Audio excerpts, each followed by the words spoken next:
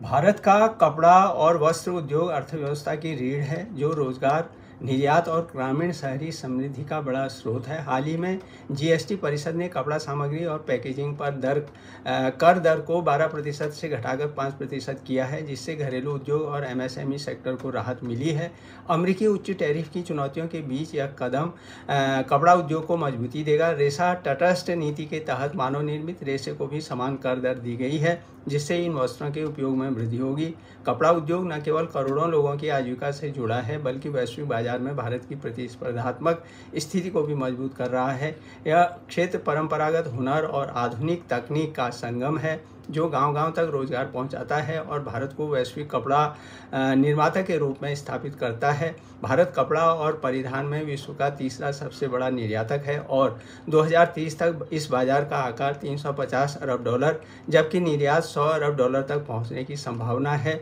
और यह उद्योग जीडीपी में 2.3%, औद्योगिक उत्पादन में 13% और निर्यात में 12% योगदान देता है। सरकार का लक्ष्य इसे 5% जीडीपी तक ले जाना है। सरकार द्वारा आयोजित वैश्विक टेक्सटाइल एक्सपो भारत टैक्स और खादी को बढ़ावा देने वाले अभियान देश की ब्रांड छवि को मजबूत कर रहे हैं। भारत कपास, जूट और रेशम का सबसे बड़ा उत्पादक और उपभोक्ता है और कस्तूरी कॉटन जैसी पहलकदमियों से वैश्विक स्तर पर प्रीमियम ब्रांड को मान्यता मिली है। कौशल विकास के लिए निफ्ट का नेटवर्क, समर्थ योजना, राष्ट्रीय तकनीकी वस्त्र मिशन और आधार आधारित बुनकर कार्ड जैसे कदम इस उद्योग को सुदृढ़ कर रहे हैं। पीएम मित्र और प्रोडक्शन लिंक्ड इंसेंटिव पीएलआई योजनाओं से 4-5 वर्षों में लाखों रोजगार सृजन और हजारों करोड़ रुपए का निवेश होने की उम्मीद है। और उद्योग में पारंपरिक कारीगरी, डिजाइन, तकनीकी नवाचार और ऑनलाइन बिक्री को जोड़कर नई व्यावसायिक संभावनाएं खुल रही हैं। पर्यावरण अनुकूल, बायोडिग्रेडेबल और नैतिक रूप से प्राप्त वस्त्रों की वैश्विक मांग बढ़ रही है, जिससे भारत की कपास और हैंडलूम विरासत को वैश्विक लाभ मिल रहा है।